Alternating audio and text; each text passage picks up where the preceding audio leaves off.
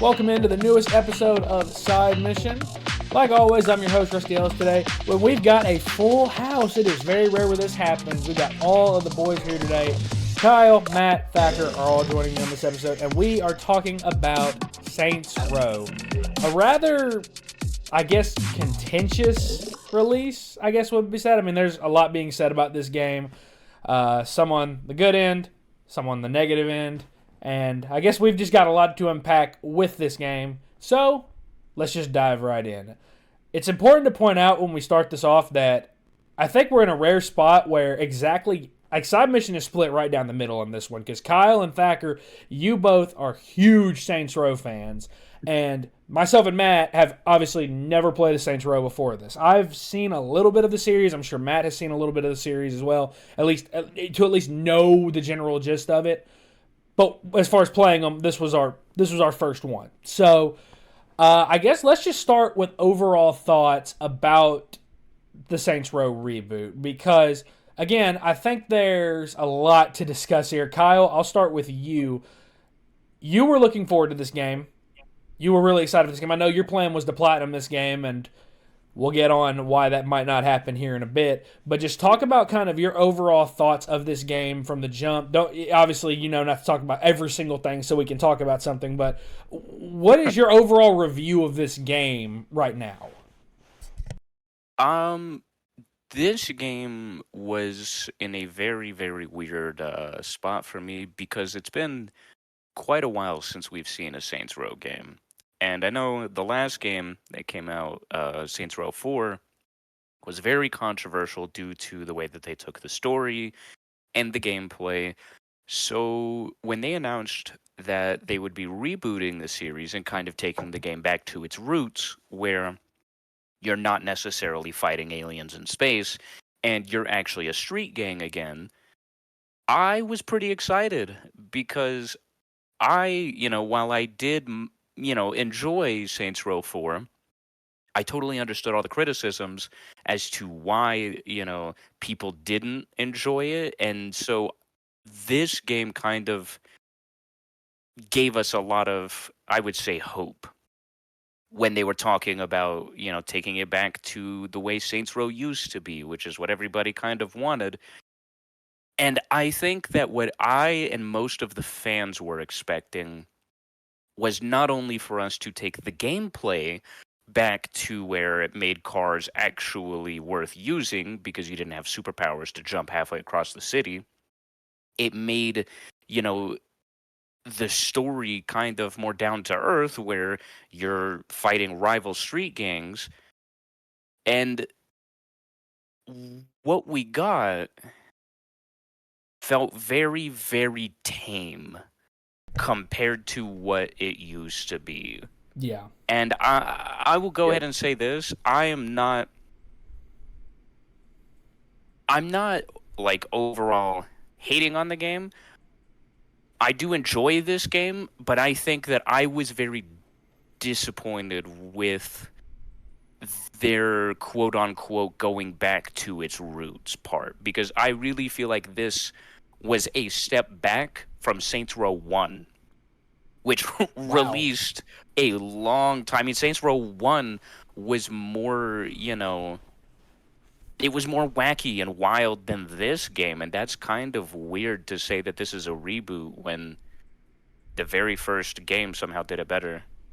Yeah, I kind of felt the same as I was playing. Again, I've seen enough of the Saints Row games to know kind of roughly the context of what goes on, what people like about them, and why people enjoy them as much as they do. Now, I've never played them, not because of a lack of interest or that I didn't think they appealed to me. Just never really felt like I had the time to devote to playing a game like that. I know that they're big open world games, and for me, I just in my job don't really have a ton of time for huge open world games unless they're fantastic. I'm not saying the old games aren't fantastic, by the way. I think they're probably great, but just didn't have the time to devote to them. I do think, knowing what I know, this game played it very, very safe with a lot of things. And I'm not 100% sure if that worked fully because, Kyle, one thing you said to me, what does this game always get compared to? What does Saints Row always get compared to? Grand Theft Auto. It does. Except The difference is Saints Row, for the most part, as Kyle, as you told me, it goes that extra mile with the weirdness, with the wackiness, with the humor. It goes that extra mile that you feel GTA doesn't. Right. And I almost wish that I could, I wish that I could say this game went the extra mile with it, but I just don't think they did. And I think that again, just feels like they played it very safe, and it there's good humor in some parts. Some of the one-liners are funny. I would say a lot of the one-liners are relatively funny, but the overall humor, the overall uniqueness of this game, to me at a certain point, it just kind of felt like another open world game. It didn't really feel all that special. And Thacker, I guess I'll take it to you because I know that of the four of us, you've probably enjoyed this game the most. So I want us to talk positives before we dive deep into critique. I want us to talk positives. And I know we all have And quite a bit of negatives. there's a fair. I want to say it sounds like we're being very negative now. I think if you ask me, there is a skeleton of a good game here. The skeleton is there. The architecture of it is there.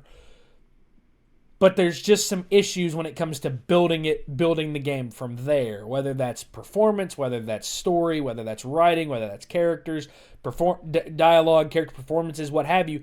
Gameplay. There just feels like there's quite a bit of misstep from there. But I want us to talk positive first because I will say this in defense of one thing about Saints Row.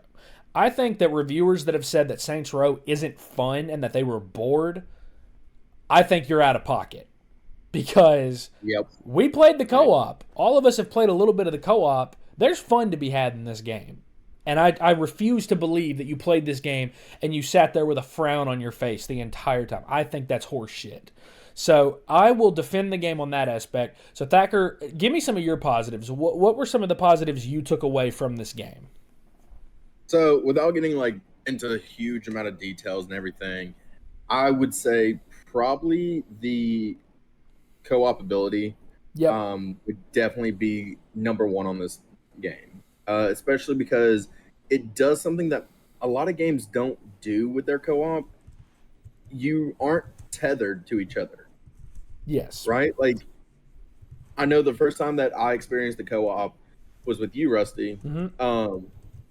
And what it was is I was going off doing stuff and everything, and then you would go and do your own thing, Mm-hmm. progressing even more of the story on my own game. And I loved how there wasn't that tethering to it. And then, of course, Saints Row is always known for its over the topness compared to GTA. Mm-hmm. I don't want to say the game didn't have that, but Kyle definitely hit the nail on the head.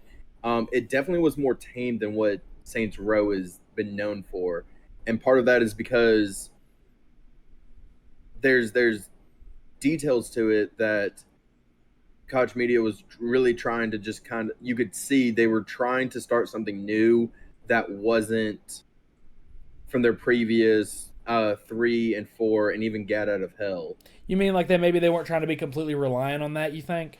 Yeah, I feel like they were trying to step away from that a little bit Okay. because there was a lot less craziness than Saints Row is known for, especially with 3 and 4 being the Saints' lesser valued games. Okay.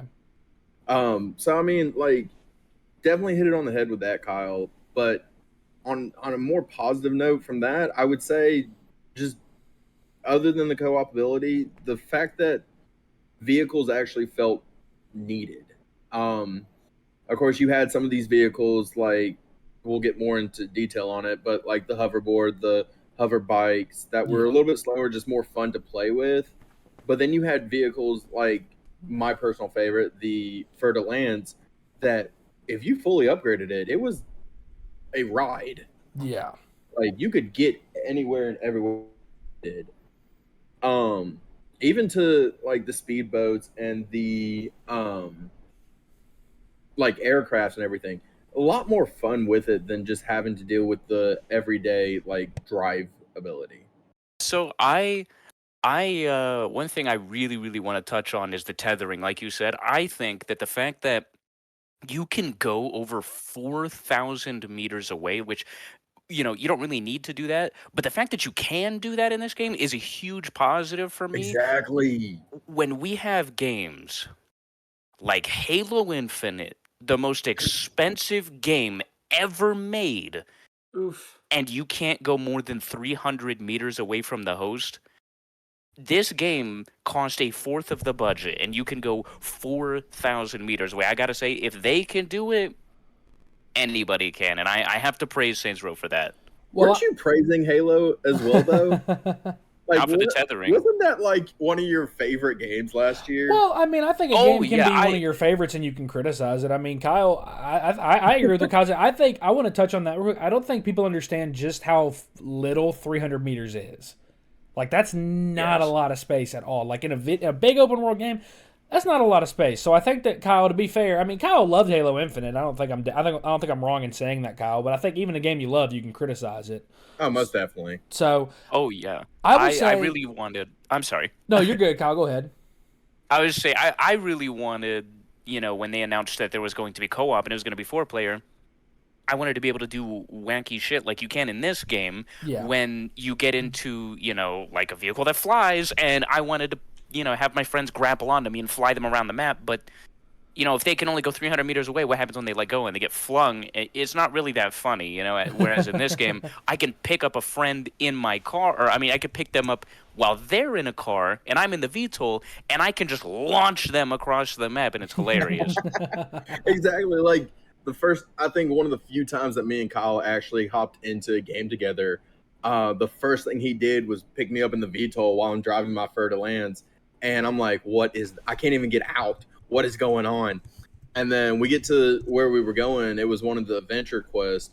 And sure enough, we get there, and then me and him trade vehicles, and I pick him up. We get to the next one, and I just fling him down. I was like, all right, let's start this. I love it. Matt is here, in case anyone has forgotten. Matt Beck is also here with us. But Matt, I know one thing that we've talked about in this game that we really like that hasn't been touched on yet, and I think that it's something that's, when we look at other games that we've criticized for a lack of this, it's been a big criticism. I think that this game does a really good job with customization, though. And I know that me and you have talked about that. What did you think about that in this game? I appreciate a game that really goes deep into its customization, because when we were talking about before this game's official release, we were talking about the characters we wanted to make. I wanted to make Freddie Mercury, and when I saw the options that was there, I was like looking through it all, and I was like, you know what, I have everything that I need at my disposal to make the character I want. And then I was watching Kyle's video share on there, and he was just showing me all the things that people made, and it blew my mind exactly just what kind of characters that you can make with the character customization, which is some of the deepest I have seen in a video game. So I was very impressed with what you could do as far as like how you could align the nose to be a certain height, the eyebrows to be a certain way, a jawline, and then like all kinds of different like facial hair options, different hair options as well. And then as you're playing through the story, you unlock more clothes. And I was watching Kyle's character, and he was showing me some of the different skins he got, which there are some amazing things there. And it really adds to the fact that this is your character, because you're not playing a character that is set to the story to be a certain way, to look a certain way. So you can make it look exactly how you want it to be. And you're running the gang. You can run the gang as who did we see? We saw like Austin Powers. We saw Napoleon Dynamite. I've seen Shrek. I have seen that. I've seen Shrek. You've seen Shrek. I've seen a Hellboy. Yeah, and Rusty, you made Colt from Deathloop. Yeah. From Deathloop. Yeah. So I thought that was really cool. That they did put so much time into developing the character customization. Yeah, I think the character creator is really, really well done. I liked 90% of the customization. When I say 90%, I mean I liked most of it. I really think that it was really, really, really well done. The last thing I want to add before we dive into some critique is that I think that the gameplay as a whole when it comes to combat is fun. I think it's really fun. I think that a lot of reviews threw out the words outdated, repetitive, without really giving much context from there. I think the combat is simple. I'm not gonna say that it's really, I'm not gonna say that it's, advanced. I'm not gonna say that it's necessarily quote unquote whatever modern is. But I think that the gameplay is fun in that aspect. Now, as we dive into criticisms, I think it's important to realize that, or important to point out that we tell people we don't really go into games looking to dislike them. We don't go into them looking to hate them. What we are going to say over the next however many minutes long the rest of this podcast is, because we're already at 16 minutes, and here we go.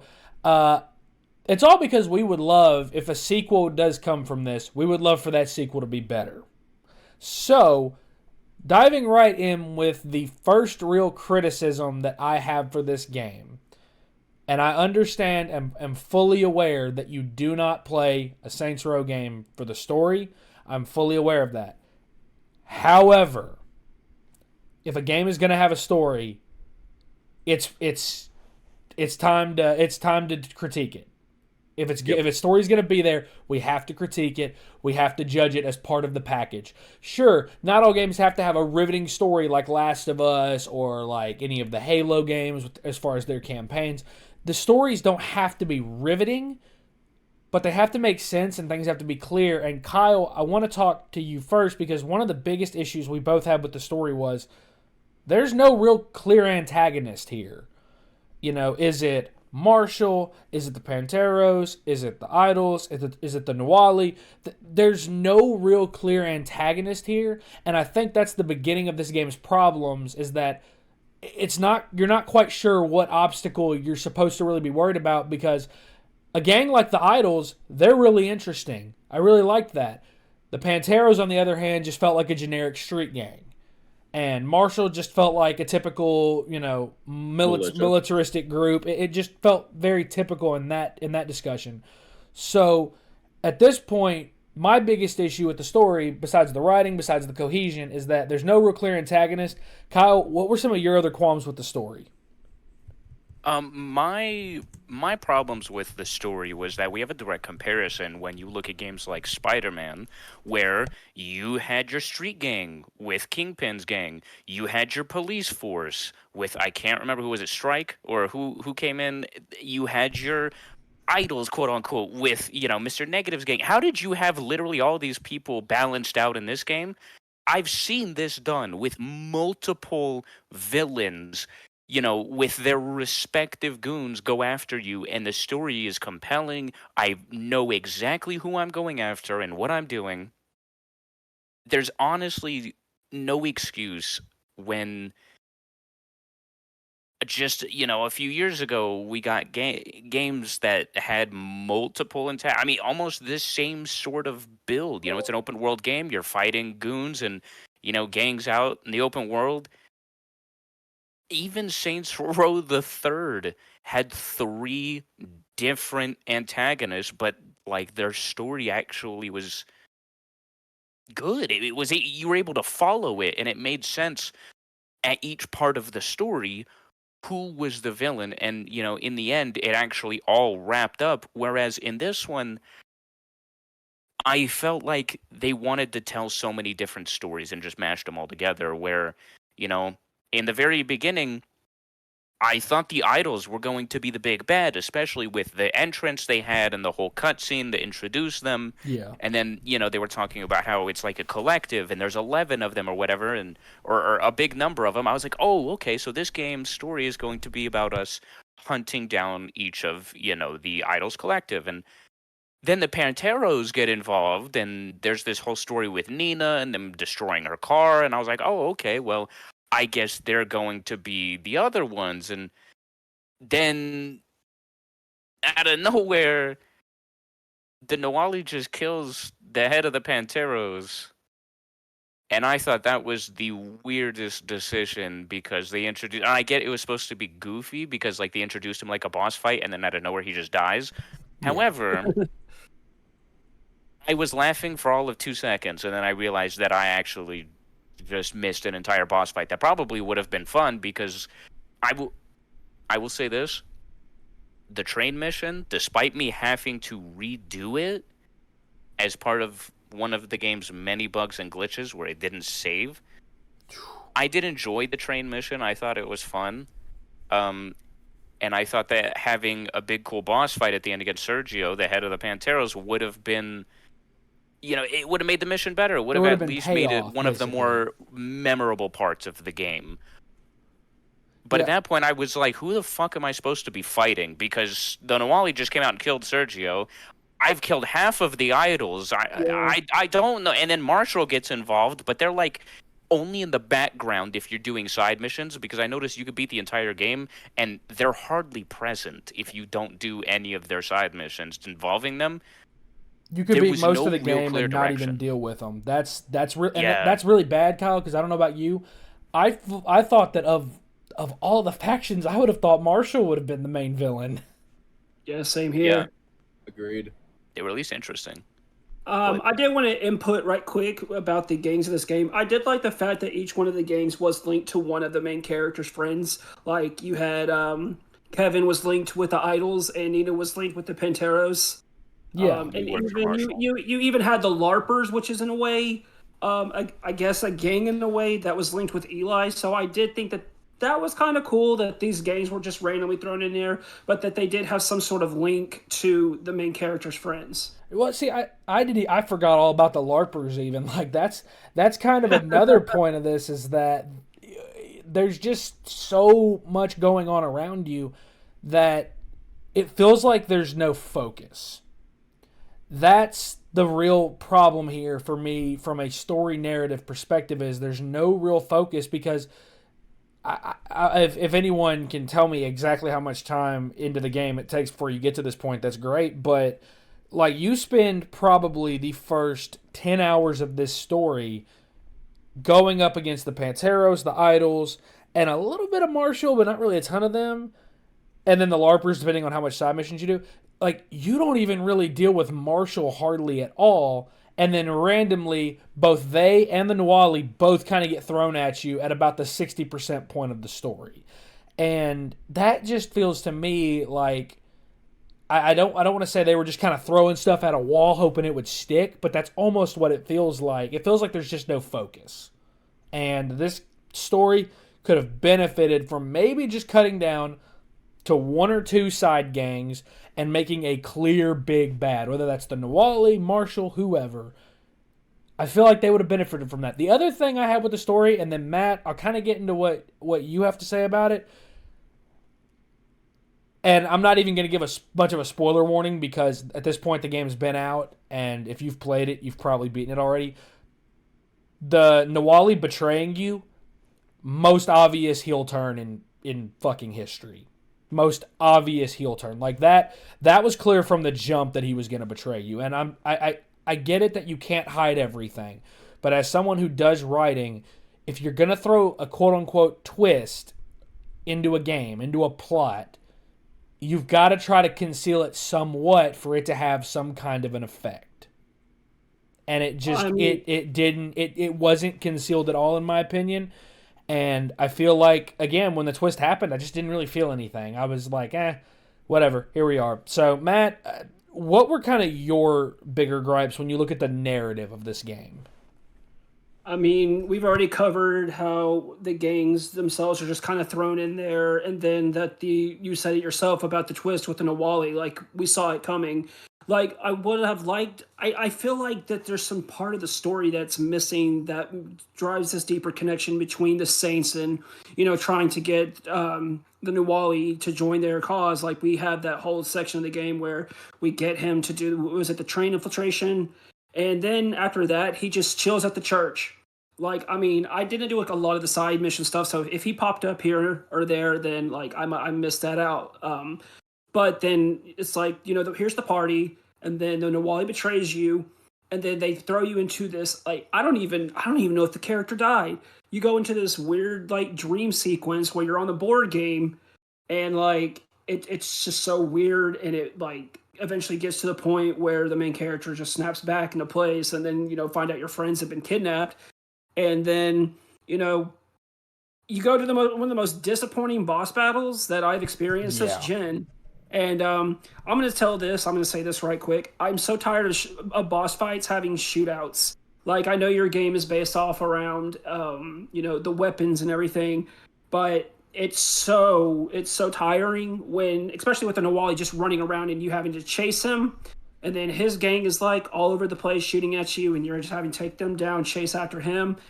Then it goes to the next phase of the fight where he's in the chopper, and you get the grenade launcher or whatever, and it's just no thought put into this boss fight in a way to me. For the story, it's almost as much thought went into the story as it went into the boss fight. Like a couple of months down from the road, I'm not really gonna even remember this game. Like, that's just for me, and this is my first time playing a Saints Row game, and it did not leave an impact on me like a lot of new games that I have played. I think it says a lot when, and again, I don't like getting into the whole comparing game. I hate it in sports. As someone who works in sports, I hate it in sports, and I hate it when it comes to reviews. I hate comparing stuff, even though I know we do it all the time. But it says something when Kyle, I'm gonna reference something that we've talked about recently. It says something when you're a massive Saints Row fan.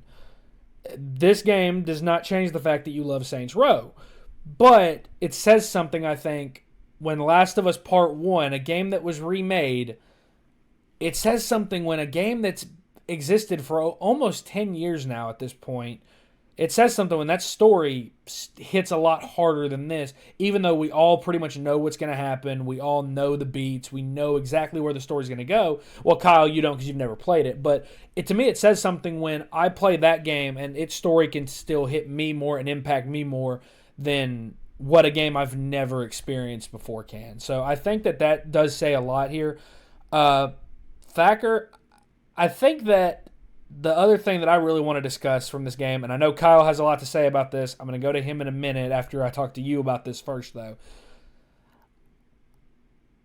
I really didn't like any of the characters in this game outside of the guy I created.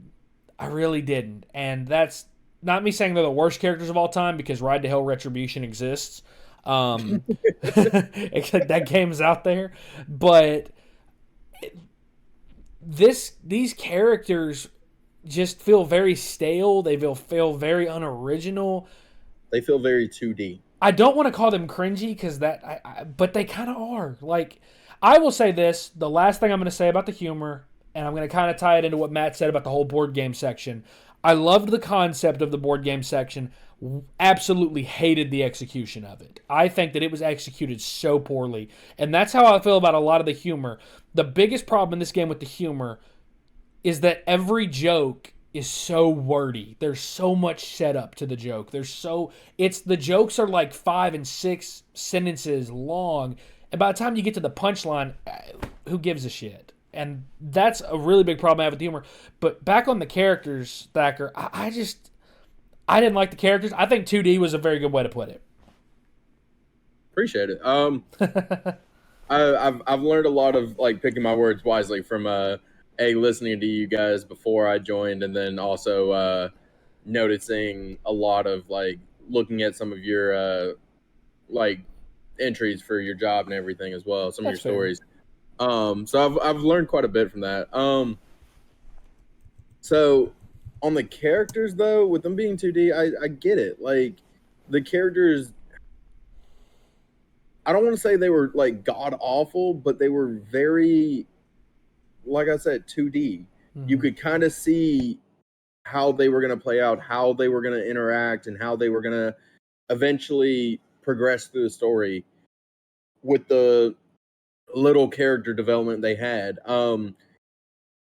I liked the little homage to at least Kevin and Nina's part in their own gangs. Kevin, of course, not having a shirt on. Annoying as hell to have it in every single scene possible and make the sly little jokes about it as well. Even at the end where the Nawali is like, hey, Kevin has a shirt on. To even just noticing like the little details on Nina's jacket for her being a Panteros. I did like those few little things, but at the same time, characters just they were lacking. Yeah. You have characters that, for Saints fans, and Kyle can attest to this, that you don't even see once in the entire franchise. And I'm referring to Johnny Gat, who has more characteristics than these guys. I think the most well-rounded character outside of the character you make would probably have to be either Atticus or what's her name from Marshall? I know who you're talking about. Yeah, I can't remember her Yeah. name either, but I know who you're talking about. 2 scenes. Yeah, she's only in like 2 she's scenes. in like That's 2 bad. to 4 scenes. That's it. But like, I think they had more characteristics than any of the other people, and That's bad too. that's bad. Like, hell, Gwen, who you literally see in the beginning of the game. After that, you don't see her at all, and you're like, she has more characteristics than anyone else. Yeah. Like, that says something. And it kills me to know that the most interesting character in this entire game is the character-made character. Yep. That's really bad in my opinion. I hate to say it, I feel like some of the civilians in the game have more characteristics than these guys. Stacker, was the lady's name, was that Myra? Because Matt said it in the chat. Was her name Myra? Was that correct or no? It was something like that. I think so. Star. I believe Myra it Star, was. you're right. Myra Star. Yeah. That's what it was. Okay. But see, and that's the thing. Someone who I'm saying has more characteristics than, or some of the most characteristics out of the main characters, we can't even think of her name off the top of our head. The only reason I know Atticus is because you literally have a choice to either kill him shoot him or fire him. Yeah. So I want to go to Kyle next. So I know you had a very, very, in my opinion, interesting take on, the members of the Saints in this game, comparing them to previous games. Talk about that real quick, because I loved your take on this, and it really made me think about them in a whole new way. These guys, compared to the original Saints, these are the whiniest little bitches I have ever seen come out of a Saints Row game in my life. When I played the older Saints Row games, obviously there was that feel of, hey, we're friends, we're family, but it wasn't so much millennial garbage, bro. I'm sorry. Oh my God, yes. Hated it. They were like every fucking scene. You're my best friend. We do this together. Like, the This isn't old a Disney Saints, movie. Like, come on, y'all. yeah, like the old Saints, yes, they were, all about, like, being part of a team, part of a family, but, like, I mean, they didn't reinforce it with every damn scene. They were hardcore motherfuckers. And when one of them died, do you know what happened? They didn't just sit around and fucking cry about it. They went after every single person involved and killed them. These guys got captured. 3 of them got captured after they thought the Nawali killed you. By one dude. That is their reaction. Captured by one dude. Yeah, that's their reaction to one of their teammates getting killed, one of their family members getting killed. They just gave up. I up. was so disappointed with that. I'm sorry. May I add, one dude with knives. The dude didn't even carry guns. The Saints, every single member had guns.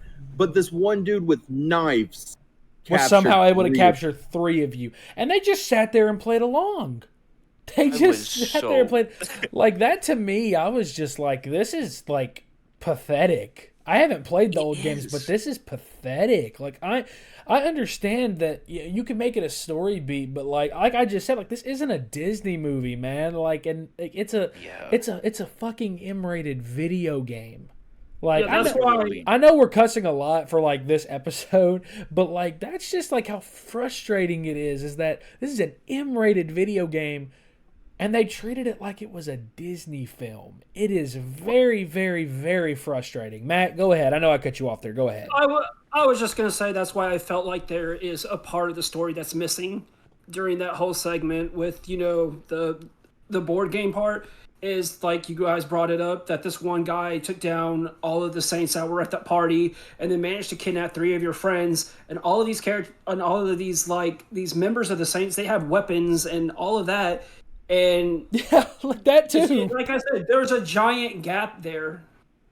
Like, that's a whole gathering of the Saints gang. How in the world did one dude kill all of those people and then kidnap them? Because and that's the thing, we don't have any context. We don't know that it happened any differently. We have no proof that it happened any differently. Sure, the Nawali has his gang when you go after him. However, we saw nothing of his gang at the actual party, so we can't just assume they were there. There's no reason for us to assume they were there. So those are the biggest issues with the story. The story's lackluster. The mission design isn't bad. I've definitely seen mission design better in open world games. I think that the missions don't feel as repetitive as I think a lot of reviews have said. Like, some reviews have called the mission design, like, they've tried to relate it to Destiny, and Destiny was way more repetitive than this is. So I didn't have a problem necessarily with mission design. We've saved kind of the biggest elephant in the room for last. Let's talk performance of this game, shall we? Because, oh boy, it is rough. Kyle, we always joke about Angry Joe and about, which one of us is going to get the quote-unquote Angry Joe copy of the game, because we always see in Angry Joe's reviews on YouTube, we always see that his games are seemingly always broken no matter what, but yet everyone else's game works fine. I think if we're going to call any copy of this game the Angry Joe copy, I think it was just the copy that all of us received, because this game has some serious bug issues, serious glitches. And I'm not just talking about the funny stuff, because there's funny glitches. There's the glitches that me and Thacker experienced in the mission with Nino, where that one dude started T-posing, then he knelt down, and then all of a sudden his body started going up and down through the floor. Like, it's funny, and like that you can laugh at. It's when a glitch forces you to reset a checkpoint and you have to redo an entire mission. That's game-breaking. And Kyle, you had this happen with the train mission. You had to replay that entire mission. Thacker had it happen with the team-building mission, where he had to replay that entire mission. And yes, some of these missions are fun, but having to replay these missions, like that train one, that's like a 30-minute mission, dude. Having to replay all of that, that's not ideal. So the performance of this game, rough. Kyle, I know that we talk a lot about video game delays and how much we hate them. Do you think this game could have benefited from being delayed just a little bit? Oh, 100%. I think if this game had gotten delayed even to October or November, I don't think it would have been bad. Because, yes, it would have had a lot of other games to compete with, but at least the game would have worked. I can look the other way. If your game has a few glitches here and there, if my game crashes 1 or 2 times, it is what it is.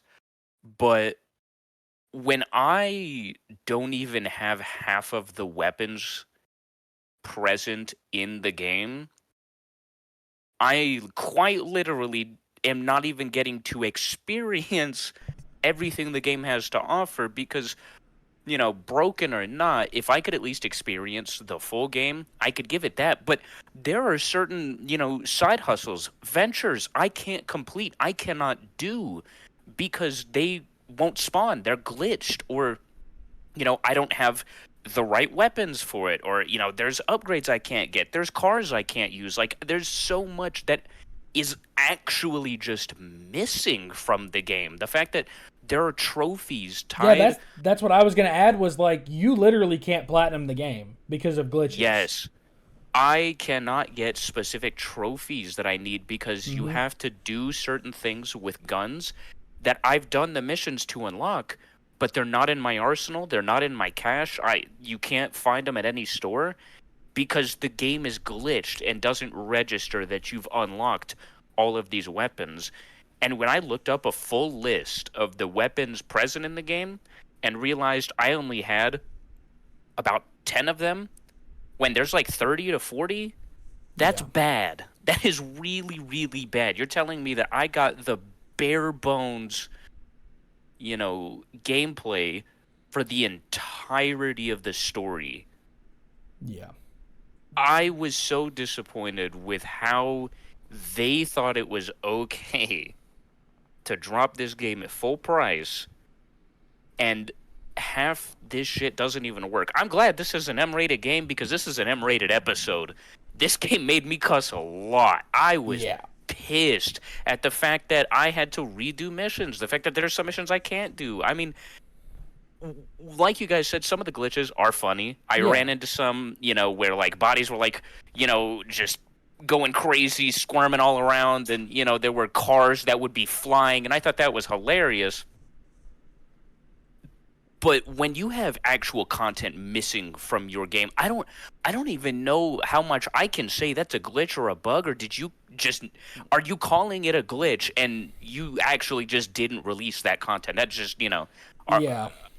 it just doesn't put any faith, in anybody who produced this game to make a sequel. It doesn't make me want a sequel, despite any of the story content, any of the character development, the gameplay. Just the fact that you released this game at full price, as broken as it is, does not make me want you guys to make another Saints Row game.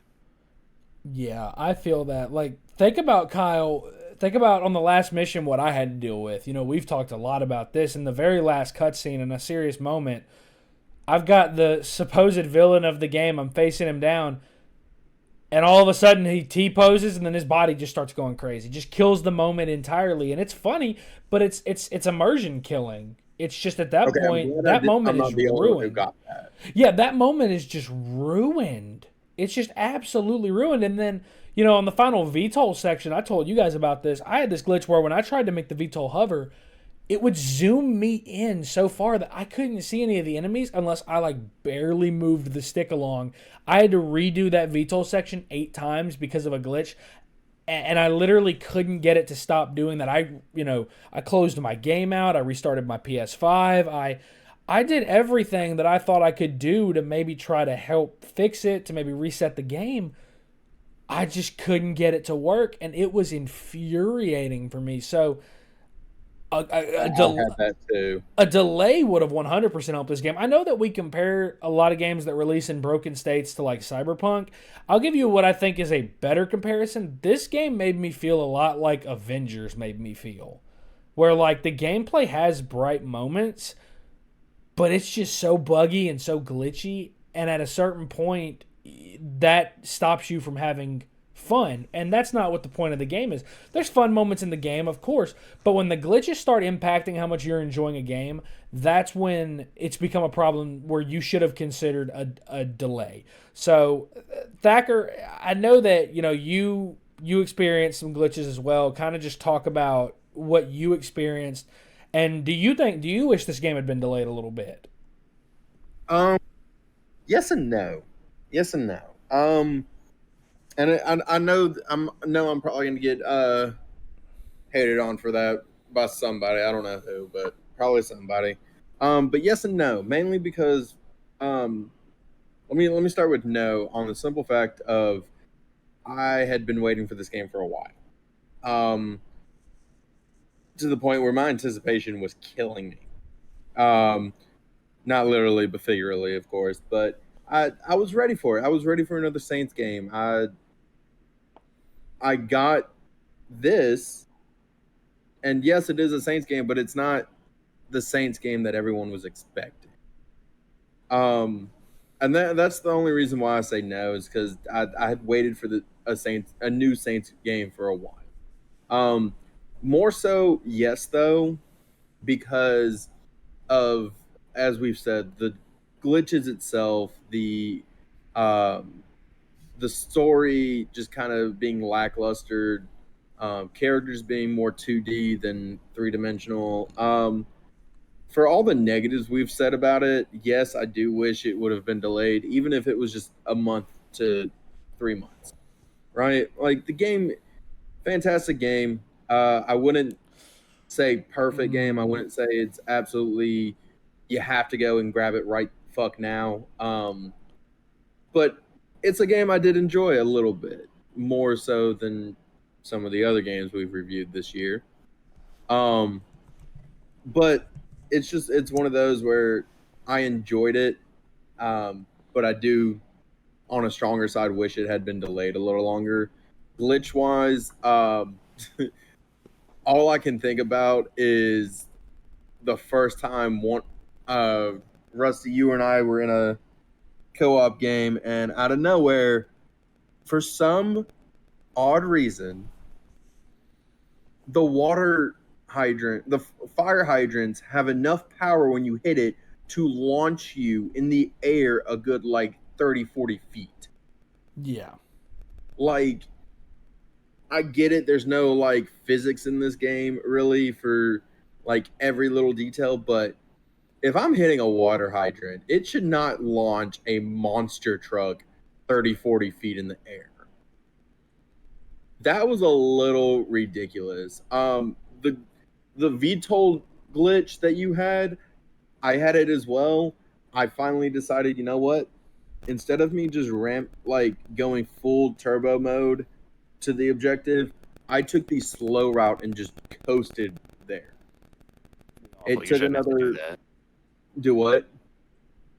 I said that's pretty awful. Like, you shouldn't have to do that, to be honest. Like, it takes away yeah. from the experience of having this big back boss like vehicle. And it was one of those where it took longer to get there by maybe 10, 15 seconds. But that's 10, 15 seconds that if you're trying to speed run this game, that's 10, 15 seconds you don't really want to waste. So it's one of those where the zoom in on vehicles glitch, that definitely needs to be fixed ASAP, especially if Koch Media and Volition are wanting to make a second Saints Row game and reboot the series in a whole. There are a lot of glitches in this game that need to be fixed before there's even thoughts of a second game. Yeah, I think that, honestly, as a Saints Row fan, somebody who's played all the games and, holds this series very near and dear to their heart, I'm disappointed with the fact that they called this Saints Row.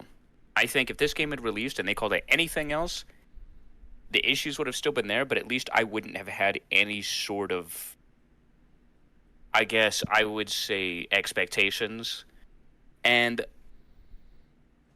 I'm not trying to criticize this game just to completely hate on it. What I will say, though, is I'm going to criticize this game heavily because I have played Saints Row. I've played all the Saints Rows, and what it felt like you were trying to do was appeal to a wider, younger base who has not played the games before, which I think is okay. But you really left the rest of us who have carried you to this point feeling like you forgot about us. Because anybody who played Saints Row before this and played this game immediately recognized that this didn't have anywhere near the same feel. And I honestly don't think that there is a way to fix this game. I don't think that a delay could have made this Saints Row. I think a delay could have kept this from being broken. But I think, honestly, as a whole, this missed hard because they took absolutely no risk. They played it extremely safe. They did things basic. And I, as a whole, do not want them to make another Saints Row game if it's going to be like this. I would rather them make a new IP than tell me that they're going to make a Saints Row 2 and have that game be more tame than the third one you remastered 2 years ago. I really, really hope that they listen to the criticism that the Saints Row fans have been giving, because this absolutely was not the vibe for this franchise. I 100% agree. I'm right there with you. So, Matt, I'm going to go to you to help me close this out. This is already a longer episode than what we normally put out. And if anyone is still listening, thank you for listening. At the end of the day, it's all about how much a game can impact you, how memorable a game is. And Matt, I love the description you have when we talked about this game, this open world, this big open world, because it's a big game. It just feels very simplistic, sometimes overly simplistic. It's a buggy mess. It just doesn't really. You're not really going to think about this game. Yeah, and I get that because like the open world thing has been done so much, and it's really hard to come up with any more original ideas for an open world game. Because I mean, this being my first Saints Row, I did remember a lot of people talking about it that that it got compared to GTA a lot. And like looking back at it, I remember when the very first Saints Row game was announced back on the original Xbox, and I think it was an Xbox exclusive at the time. And I remember because I used to watch game reviews like XPlay covering it, and I've always had an interest in the series, but just nothing ever really ticked me over to get into it. And then everyone was talking about this game, being excited for it. I was like, you know what? I think I'm finally ready to kind of dip my feet in the water and try it out. And it's just I did not expect it to leave an impact on me. Like it's a game. I'm gonna say that it is a game. And I mean, it did what it wanted to do. It gave you, the characters it wanted to give you. It told the story it wanted to tell. But it's just that's not enough, especially when we have so many fantastic games coming out this year of all different genres, and it's not a standout.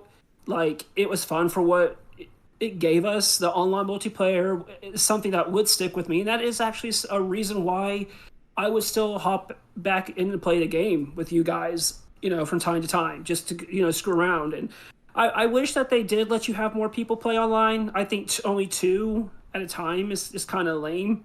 And I don't know if that was just a technical aspect, like they couldn't get you to have more than just two players at a time. But when I think of video games, and I think of like when we discussed our top 10, we think of the games that impacted us the most. Yep. And I mean, this game, it's going to impact people. Like, I mean, there's going to be fans of this game, and there's going to be the ones who don't like it. It's made its mark on this generation of consoles. Like, it's here, and I guess maybe they'll eventually want to give it DLC. Maybe that's where the rest of the game is. I don't know. But for me, I guess I'm not going to say that, oh man, I'm looking forward to the next Saints Row because this game was just so great and everything like that. I made a joke. I call the game Saints Blow. Okay, there's that joke. Low-hanging fruit, but you know what? I respect it. Before I kind of give my final thoughts, I do want to give Thacker a chance here because obviously, Thacker, you got to do something that none of us got to do. You got to go out to Las Vegas for this game, and I think that was really, really cool. That you got to go out there, kind of meet, some of the people that work at Koch Media. So I think that was really cool. If you want to talk about that for a second, you can go ahead, because I think that was a pretty cool experience. Honestly, I'm not gonna like flex on that one too much, but it was definitely a really cool experience. I was very grateful for the company to be able to send me out and do that and meet with some of the heads for Koch Media and Volition and be able to kind of test the game out for an hour a month before a game even was released. It was definitely one of those experiences that I'm probably never going to forget. Unfortunately, I'm not going to be able to either because I have a tattoo from it as well. But one of the dumbest tattoos, but one of the funniest as well. It kind of looks like a tooth fairy. If you follow my Twitter, I'll post a picture of it later. But no, like it's one of those where I definitely enjoyed it. I got a lot of insight on the game that now actually fully playing and beating the game, I wish I was a little bit more harsh on my critiques when giving feedback to the heads on it. But at the time, I think I was just so caught up in the moment of being able to play it early that my mind was just blank when I was thinking of critiques for it. So definitely enjoyed it. Loved the after party with it as well, where they actually brought in some actors to be like Kevin and Nina and Eli and some of the Panteros as well. Definitely an experience that was fun. and looking forward to any other contests that there are involving something like that, so I can try to get some more insight on stuff like that, because it's always a blast. But yeah, I appreciate asking about that one. I really enjoyed that. So I I'm got just, to bring- I'm just Sorry, gonna. You're good. You're I was- good. I'm glad I was able to at least bring something like sentimental from the trip as well for each of you guys as well, because Yeah. I know Kyle, being a huge Saints Row fan, he was like, sneak me into this, sneak me in. And with this being yours and Matt's first game, I'm glad I was able to at least bring something small to kind of commemorate the game. So here are my final thoughts on Saints Row, because I was looking forward to this, it being my first game, and I know that we have spent probably the last 40 minutes tearing this game down. I just want to say that I was looking forward to it, and I was very, very underwhelmed by this. I think that if you play this game and you come out of it thinking that this is a great entry in the Saints Row franchise, I'd challenge you to maybe step back and take the bias goggles off just a little bit. Because, and I'm gonna leave us with this, and then we'll close this episode out because it's already really, really long. The definition of fantastic is imaginative and extraordinary, or pretty much. I feel like this game was absolutely neither of those. So I think this is the classic 6 out of 10. That is where my final score is. I was at a 7, and after having some time to think about the game and take a deep look at my critiques, I'm sitting at a 6. So I really do. If Koch Media does choose to do another game, I hope they take the critique seriously, because there's a lot of things that needs to be fixed in this game. And I am not going to speak for the three of you. Our top 10 lists at the end of the year are our own top 10 lists. I already know that, a game that ranks highly on my list is probably not going to rank as highly on Kyle's list. It's probably not going to rank like Matt's list, probably not going to rank like Thacker's list. I will go ahead and say that this game is not getting anywhere near my top 10 list. And the only thing that I felt after this game was disappointed. The funniest thing that I've heard in the last week, I was fully expecting it to be something from this game, but instead, it is only the fact that it is now side mission canon that Matt has a Pac-Man fetish. But that is going to be the end of this episode of Side Mission. Be sure to follow us on Twitter at Side Mission Pod. You can follow me, the rest of the boys. You can follow all of us there as well. For Matt, Thacker, Kyle, I'm Rusty. Thanks for listening.